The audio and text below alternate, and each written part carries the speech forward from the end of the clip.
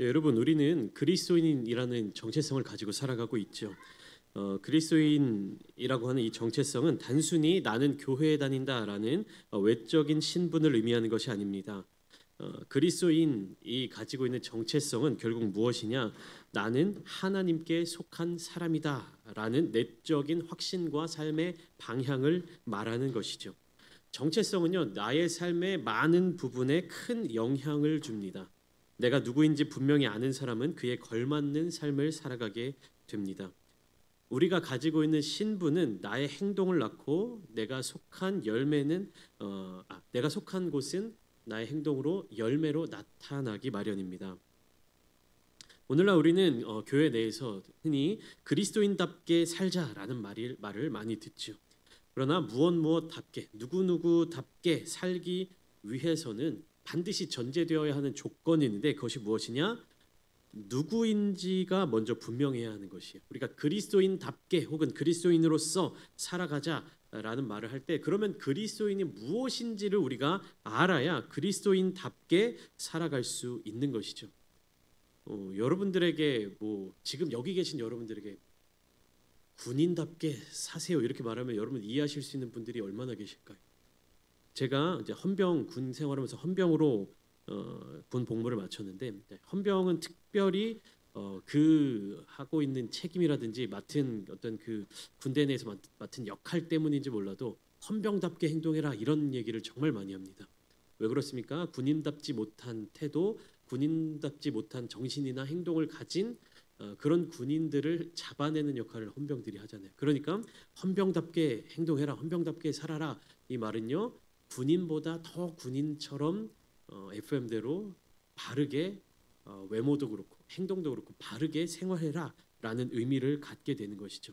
네, 군인이 뭔지 모르고 헌병이 뭔지 모르고 이런 사람들에게 헌병답게 살아라 이렇게 얘기하면 그렇게 살 수 있는 사람들이 얼마나 있겠습니까? 군인이 뭔지도 모르고 헌병이 뭔지도 모르는데 그렇기 때문에 여러분들 우리가 그리스도인답게 살자라는 말을 하기 위해서는요 반드시 그리스도인이 어떠한 존재인지를 알아야 하는 것이요. 알아야 그렇게 살 수 있는 것이죠.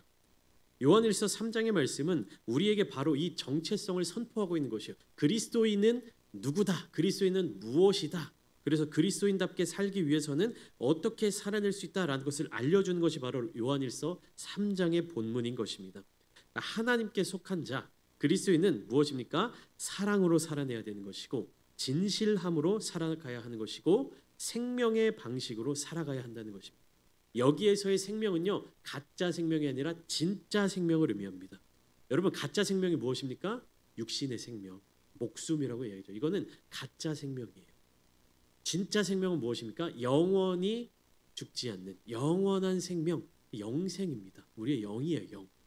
그렇기 때문에 우리가 이 본문 말씀으로 사랑으로 살아가는 그리스도인, 진실함으로 살아가는 그리스도인, 생명으로 살아가는 그리스도인은 이 사랑과 진실함과 생명이 무엇인지를 또 알아야 하는 것이죠. 근데 우리가 교회를 다닌다라고 얘기하면서 그리스도인으로 살아간다라고 얘기하면서 사랑이 뭔지, 진실함이 뭔지, 생명이 뭔지를 모르는 사람들이 너무 많다라는 것이요. 그래서 말로는 예수 믿는다, 말로는 교회 다닌다, 그리스도인이다라고 하면서 사랑 없이 살아가는 사람들이 얼마나 많습니까? 진실함 없이 살아가는 사람들이 또 얼마나 많습니까? 그들의 삶의 자리 가운데 생명이 보이지 않는 사람들이 얼마나 많이 있습니까? 오늘날 그리스도인으로 살아간다는 것은요 단지 종교적으로 어떤 기독교의 형식을 띠고 살아간다라는 것을 의미하지 않습니다. 오히려 그리스도인으로 살아간다라는 것은요 깊은 정체성의 선언입니다. 여러분 우리는 그 정체성을 가지고 살아가야 하는 것이고 그 정체성을 보여주어야만 하는 것입니다. 그 정체성이 무엇이냐? 요약하면요 사랑받는 자녀의 정체성. 그리스도인은요 사랑받는 자녀입니다. 오늘 오전 말씀을 통해서 사랑하는 부모, 어버이의 마음에 대해서 함께 나누었는데 그 자녀들, 하나님의 자녀, 그리스도인은요 하나님께 사랑받는 자녀로서의 정체성을 가진 사람들입니다. 그렇기 때문에 나는 누구에게 속했는가라는 질문에 대한 답을 분명하게 내릴 수 있는 것이고 나는 어떠한 삶의 방향성을 가지고 살아가고 있는가 또 이어서 내가 갖고 있는 관계적인 태도는 어떠한가 내가 갖고 있는 사랑의 방식은 어떠한가를 결정짓게 만드는 것입니다. 나와 하나님과의 관계가 바르게 정리되어 있고 온전한 그리스도인의 정체성을 가진 사람들은 어떤 방향성을 가지고 살아갑니까? 세상을 향한 방향성이 아니라 하나님을 향한 방향성을 가지고 살아가는 것이죠. 그리고 내가 맺는 모든 관계도 누구 중심으로 맺게 되는 겁니까? 하나님 중심으로 맺게 되는 것이에요. 여러분, 가정에서 가정을 이루는 중심이 부부라고 생각하기 쉬운데요. 사실은 그렇지 않습니다.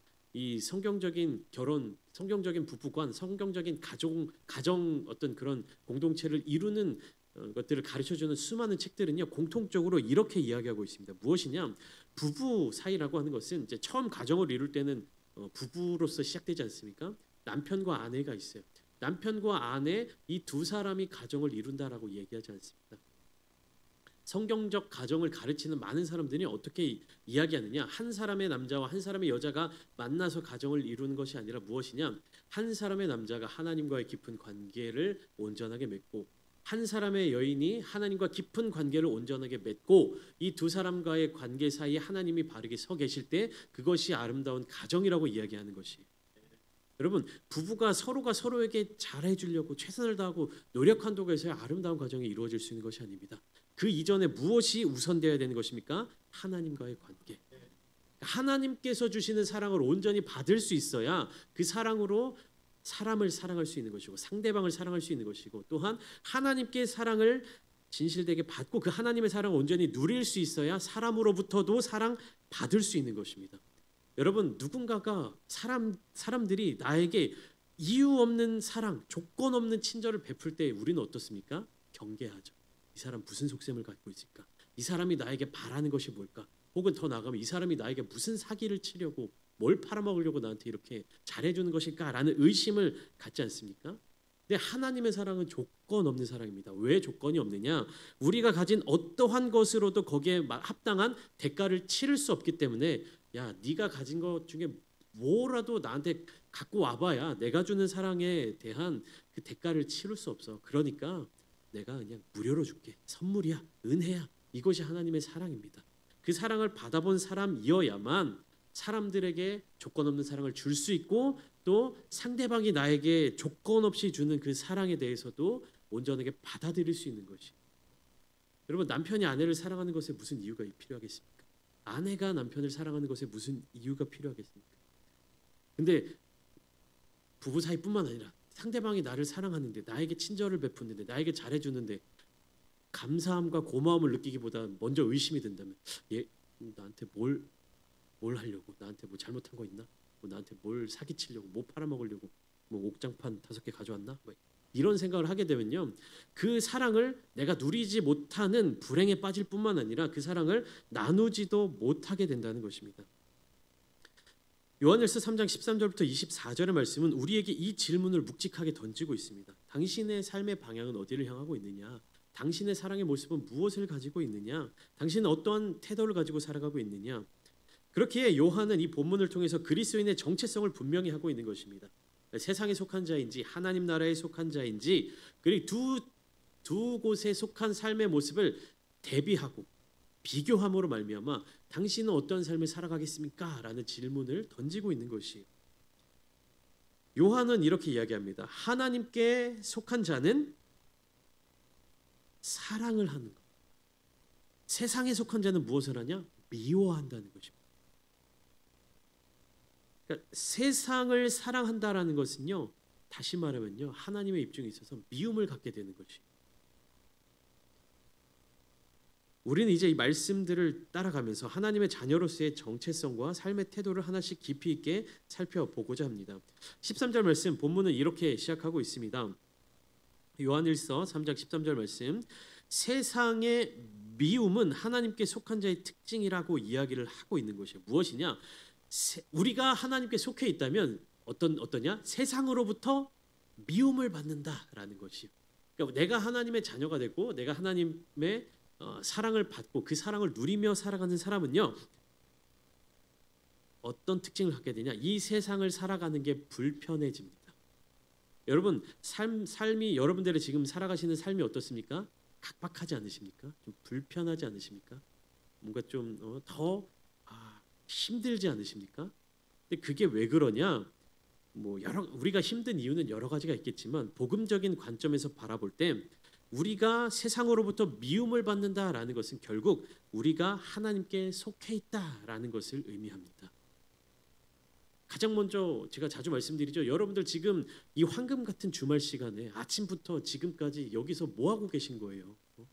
지금 여기서 여기 앉아서 뭐 하고 계신 겁니까? 이 황금 같은 주말에 우리 장로님 아침 일찍부터 저보다 더 먼저 교회 나오셔서 9시부터 그 이전에 찬양 운행부터 하면 지금까지 뭐 하고 계시는 겁니까, 여러분들? 얼마나 이 비효율적인 주말을 보내고 있습니까? 하나님을 믿지 않는 세상에 속한 자들은 지금 날씨도 좋은데 어디 멀리 놀러 가고 가족들과 시간을 보내고 만나지 못했던 사람들을 만나고 내일부터 다시 시작될 일주일간의 그 직장 생활의 어떤 고단함을 좀 피로를 풀고 좀 쉼을 갖고 휴식을 하고 그렇게 살아가고 있지 않겠습니까? 여러분 지금 뭐 하고 계십니까? 왜 이러한 불편한 삶을 살아가고 계십니까? 할 일들이 얼마나 많으십니까?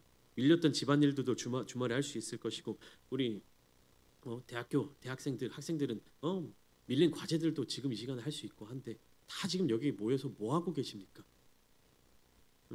여러분 얼마나 또 지금 물가가 많이 올라서 삶이 힘드십니까? 여러분들의 삶의 자리 가운데 하나님 앞에 드리는 예물 11조 구별해서 드리는 것 왜 그러한 삶을 살아가십니까?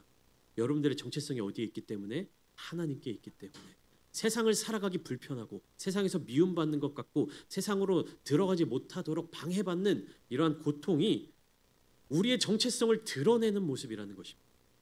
우리의 정체성이 하나님께 속해 있다는 것을 확실하게 경험하게 되는 것이요 세상으로부터 배척을 받는 것입니다. 여러분 세상을 살아가면서 이 땅에서의 삶을 살아가면서 고난이 오고 고통이 올 때 감사하십시오. 그것이 무엇을 나타내는 겁니까? 내가 하나님께 속한 사람이라는 것을 확실히 알려주는 증거이기 때문입니다.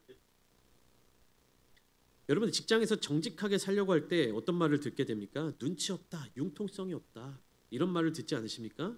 친구들과의 모임에서 막 술을 거절하거나 세상적인 이야기, 미움이 가득한 이야기, 남들 흉보는 이야기 거기에 동조하지 않는다면 어떻습니까? 재미없는 사람이라고 낙인 찍힐 수 있고 너 뭐가 그렇게 유별나냐, 너 뭐가 그렇게 잘났냐라는 핀잔을 들을 수도 있죠.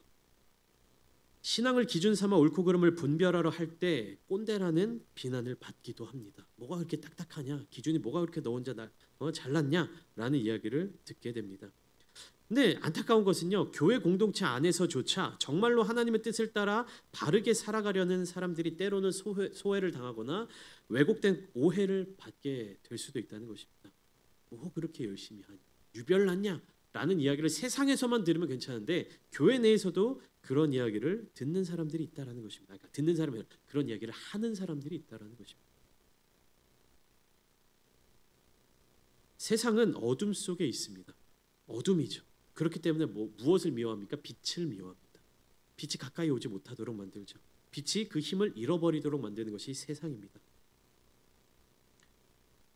오늘 본문의 이 말씀들은 단순한 위로나 경고의 메시지가 아닙니다. 그것은 세상과 하나님 나라 사이의 본질적인 대립을 전제한 말씀입니다. 한 편에 서면요 반드시 다른 편에 미움을 받게 된다. 세상은 자기중심적이며 사랑을 계산적으로 여깁니다. 내가 이만큼 사랑하면 저 사람 또한 나를 이만큼 사랑해야 돼. 내가 이만큼 저 사람에게 친절을 베풀면 저 사람도 나에게 이 정도 수준으로는 친절을 베풀어야 돼라는 이 메시지가 강하게 담겨 있는 세상적인 언어 중에 한 가지가 뭡니까? Give and take. 가는 것이 있으면 오는 것이 있다. Give and take 얼마나 세상적인 이야기입니까? 그리스도인들은 어떠한 메시지를 갖고 살아가야 됩니까? Give and take가 아니라 Give and give. 우리는 누구에게 받습니까? 하나님께 받는 것입니다. 우리를 채워주실 수 있는 분은 하나님이시다라는 그 믿음을 가지고 살아갈 때 우리는 주고 또 나눌 수 있는 것입니다. 세상은 자기가 손해를 보지 않는 방법을 가르칩니다. 약자를 짓밟고 올라가라고 가르칩니다. 희생하는 것은 바보 같은 일이라고 생각됩니다. 하지만 하나님 나라의 사람들은 그렇지 않죠. 하나님께 속한 사람은 사랑을 선택하고 헌신하며 희생을 감수하며 다른 사람들을 세워주는 역할을 감당합니다. 그렇기 때문에 요한은 13절의 말씀을 강조하고 있는 것이에요. 세상이 너희를 미워해도 놀라지 말아라. 이상하게 여기지 말아라. 오히려 그것이 너희가 하나님께 속한 자라는 증거가 될 것이다.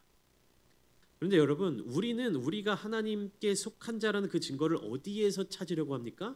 여러분, 우리가 저와 여러분들의 삶의 자리 가운데 갖고 있는, 무의식적으로 갖고 있는 생각들을 한번 잘 돌아보십시오. 여러분들은 어떠한 것을 통해서 여러분들이 신앙생활을 잘하고 있다, 내가 하나님 잘 믿고 있다라는 것을 그 증거를 어디에서 찾으려고 하십니까? 예수님 믿으면, 하나님 믿으면 무엇을 받는다? 여러분들 항상 우리 교회 안에서 복을 받는다. 복에서 찾으려고 하지 않으십니까? 복을 받고자 합니다. 복을 얻고자 합니다. 그런데 여기에서 이야기하는 복은요, 하나님께서 우리에게 주시고자 하시는 복이 아니라 세상적인 기준의 복인 경우가 많이 있습니다. 하나님 믿으면 복 받아, 예수님 믿으면 복 받아. 근데 그 복이 하나님이 주시는 하늘의 복이 아니라 세상적인 기준에서 세상적으로 사람들이 인정하고 사람들이 추구하고 사람들이 갖고 싶어하고 사람들이 갈망하는 그러한 요소를 우리가 복이라고 생각하고 하나님 믿으면 복 받는다라고 이야기합니다. 그리고 그러한 하나님의 복을 가지고 전도할 때에도 힘쓰죠. 가난으로 인해서 너무나도 고통받는 사람에게, 야, 하나님 믿으면 하나님이 복을 주실 거야. 하나님이 너의 삶을 회복시켜 주실 거야. 이렇게 이야기합니다. 물론 이 말이 틀렸다라는 것이 아닙니다. 하나님께서 회복해 주시죠. 하나님께서 회복해 주실 수 있습니다. 그러나 그 회복은요, 반드시 하나님의 훈련과 연단과 그 과정을 거치게 돼 있어요. 내가 가난으로 정말로 힘들어하는 사람이 있다고 하나님 믿는다고 해서 갑자기 하늘에서 뭐 로또를 맞는다든지 갑자기 없던 돈이 생겨난다든지 내가 갖고 있는 문제가 바로 해결된다든지 이런 일은 일어나지 않습니다. 하나님께서 주시는 복은 무엇입니까? 내가 가난으로 힘들 때, 어려울 때 그 문제를 해결할 수 있는 돈을 주시는 것이 아니라 견디고 일어설 수 있는 능력을 주신다. 뭐 이런 이야기겠죠. 물고기, 진정한 부모는 자식에게 물고기를 잡아주는 것이 아니라 물고기 잡는 법을 알려준다. 하나님께서 부어주신 하늘의 복을 누리기 위해서는요, 그 복을 받을 수 있는 능력, 그 복을 지켜낼 수 있는 능력, 그 복을 누릴 수 있는 능력, 그리고 그 복을 나눌 수 있는 능력을 반드시 갖추어야만 합니다. 그 능력이 없는 사람들에게는요, 하나님의 복이 부어져도 밑빠진 독처럼 다 새어나갑니다. 누릴 수도 없고 나눌 수도 없습니다. 그렇기 때문에 그러한 능력이 없는, 즉 하나님께서 부어주실 복을 받을 능력이 없는, 그리고 그것을 감당할 수 없는 자들에게는 반드시 무엇이 먼저 주어지냐 하면 연단이 주어집니다. 금을 연단하듯이, 금을 재련하듯이 그렇게 해서 하나님께서 온전한 그릇을 먼저 만드시고 그 위에 복을 부어주신다는 것이. 여러분, 우리는 지금 어떠한 신앙생활의 삶을 살아가고 있습니까? 여러분들이 겪고 있는 이 어려움과 아픔과 고통과 고난은 우리가 지금 신앙생활의 여정을 살아가면서 어느 정도 위치에서 받게 되는 고통과 연단입니까? 하나님을 제대로 믿지 못해서 겪게 되는 고통입니까? 아니면 하나님을 나의 아버지로 모시며 주님을 나의 구주로 영접하면서 살아가기로 결단하면서 시작되는 연단의 시간입니까? 아니면 그렇게 만들어진 그릇, 연단된 그릇이 더욱더 넓어지는 과정에 있습니까? 그것을 단단하게 만드는 과정에 있습니까? 여러분들이 지금 삶을 살아가면서 세상이 미워하는 것, 그리고 하나님의 그 훈련의 자리 가운데 있을 때 내가 무엇으로 말미암아 이런 감정을 겪고 있는가, 내가 무엇으로 말미암아 이런 상황에 빠져 있는가를 반드시 돌아볼 수 있는 능력이 있어야 되는 것이, 하나님께서 부어주시는 지혜가 있어야 되는 것입니다. 그것을 구하며 살아가십시오. 하나님의 사랑을 온전히 누리는 자, 하나님의 사랑을 온전히 품을 수 있는 자, 그 사랑을 함께 나눌 수 있는 자로서 세워달라고 하나님께 반드시 구하시기 바랍니다. 여러분들이 이런 믿음의 성장이 없다면요, 신앙생활을 시작해서부터 죽을 때까지 어떤 기도밖에 할 줄 모르냐? 하나님 이것 주세요, 하나님 저것 주세요, 하나님 도와주세요, 하나님 이것 주세요, 이 기도밖에 못합니다. 어린아이와 같은 기도죠. 뭐 필요해요, 뭐 해주세요, 뭐 해주세요. 그러나 우리는요, 하나님의 자녀로서 함께 신앙의 성장을 누리며 공동체를 이루어갈 때 하나님께서 나에게 주시는 사명이 무엇입니까? 하나님께서 나를 통해 이루시고자 하시는 그 일이 무엇입니까? 하나님께서 우리 공동체를 통해서 보여주시고자 하시는 것이 무엇입니까를 물어볼 수 있는 단계까지 나아가야 한다는 것입니다. 그것을 위해서는요, 나 자신이 하나님 앞에 온전히 바르게 서 있어야 하는 것입니다. 여러분, 부족하지만 제가 정말로 제가 잘나서가 아니라요, 그런 기회를 주셔서 외부에 말씀을 전하러 다닐 수 있게 되었는데, 근데 여기에서 중요한 것이 무엇입니까? 제가 잘나서 제가 잘해서 제가 능력 있어서 나가서 말씀 전하고 이렇게 강사로 나갈 수 있는 겁니까? 아니죠. 제가 이 공동체에 그 하루 자리를 비우더라도 이 교회가 하나님의 뜻 가운데 바르게 서고 하나님께서 기뻐하시는 그 사명을 감당할 수 있도록 공동체가 단단하게 서 있을 때, 담임 목회자가 잠시 자리를 비운다 하더라도 흔들리지 않고 이 공동체의 사명을 감당할 수 있는 성도님들의 기도가 있기 때문에, 여러분, 담임 목회자가 다른 곳에 외부의 사역을 많이 나갈 수 있는 것은요, 그 개인의 능력이 뛰어나서가 아닙니다. 공동체가 바르게 서 있기 때문이에요. 여러분, 저를 위해서도 기도해 주시겠지만 이 공동체가, 이 교회가 정말로 하나님께서 귀하게 사용하실 수 있는 거룩한 공동체가 되기를 위해서 함께 기도해 주시기를 부탁드립니다. 우리가 바르게 서야 새로운 영혼들이, 정말 죽어져가는 세상 속 저 영혼들이 우리 교회로 들어와서 생명을 얻게 되고 회복을 경험하게 되는 것입니다. 여러분, 내가 배고파 죽겠는데 배고픈 사람이 왔을 때 어떻게 밥을 먹일 수 있겠습니까? 우리가 하나님의 은혜 가운데 우리의 심령이 배부르고 우리의 심령이 충만할 때 가난한 자들, 배고픈 자들이 와서 여기에서 은혜를 함께 나눌 수 있는 것입니다. 성도들의 영혼이 굶주리고 결핍되어 있는데 담임 목사가 어떻게 이곳을 떠나 다른 곳으로 다닙니까?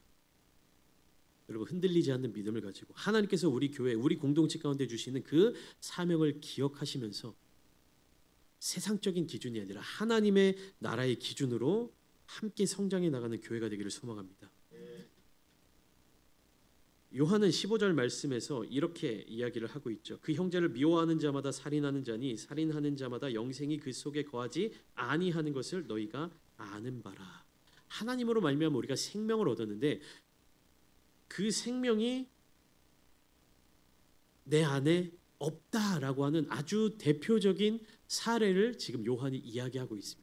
하나님께서 분명히 우리에게 생명을 주셨는데, 영원한 생명을 주셨는데 그 생명이 우리 안에 없다라는 한 가지 사례를 요한이 소개하고 있는데, 그것이 무엇입니까? 그 형제를 미워하는 자. 그러니까 우리 죄된 모습이, 우리 안에 죄된 모습이 얼마나 많습니까? 다양한 죄의 속성들이 있습니다. 그런데 요한은 분명하게 말하고 있어요. 형제를 사랑하지 않는 자는 그 안에 영생이 없다. 하나님이 주시는 생명을 다 어떻게 한다? 까먹어 버린다. 다 갖다 버리고 있다. 다시 말하면 하나님의 생명을 가지고 살아가는 사람은 어떻게 할 수 있다? 형제를 사랑할 수 있다. 근데 이 형제가 뭐냐? 혈연 관계의 형제 자매를 의미하는 것이 아닙니다. 함께 신앙생활하는 공동체에 속한 지체들을 의미하는 것이에요. 여러분, 우리 교회 안에는 이러한 사랑이 넘쳐나야 될 줄 믿습니다. 누군가를 질투하거나 미워하거나 혹은 누군가로부터 아픔을 경험한다 할지라도 우리 안에 남아 있어야 하는 것은 무엇이다? 사랑이다. 형제를 사랑하는 것. 이것은요, 단호한 하나님의 말씀이에요. 이것은 내가 선택할 수 있는 것이 아니라 내가 구원받았다라고 하는 자가 가지고 있는 증거입니다. 다시 말하면 형제를 사랑하지 않는 자는 구원 얻지 못했다. 구원에 이르지 못했다. 하나님께서 주시는 영생을 누리지 못했다라는 증거입니다. 그러니까 여러분, 내가 구원받았는가? 내가 하나님의 자녀인가? 라는 이 질문에 대해서 가장 편안하게 답을 찾을 수 있는 방법은요, 내 머릿속에 떠올려 보는 것이에요. 내 머릿속에 미워하는 사람이 누구일까?